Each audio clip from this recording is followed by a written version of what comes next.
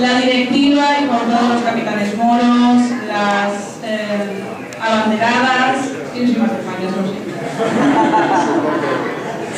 Y nada, queríamos venir a desearles unas buenas fiestas, que todos vieran lo guapos que va todo, lo bien que se lo pasan.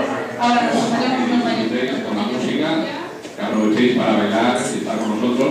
Os hemos traído un detallito, que ahora os lo haremos la entrega, ¿vale? Y nada más, esperamos el año que viene volver a estar aquí y que disfrutéis al máximo. Muchas gracias.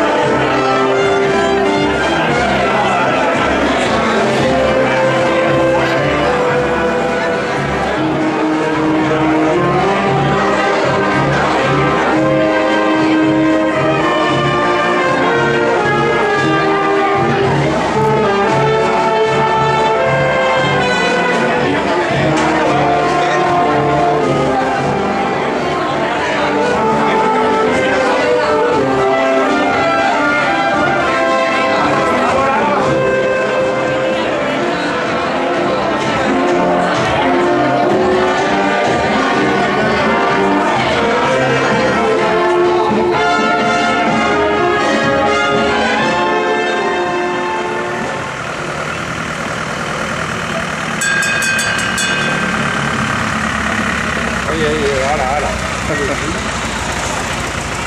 Ay, sí, yo.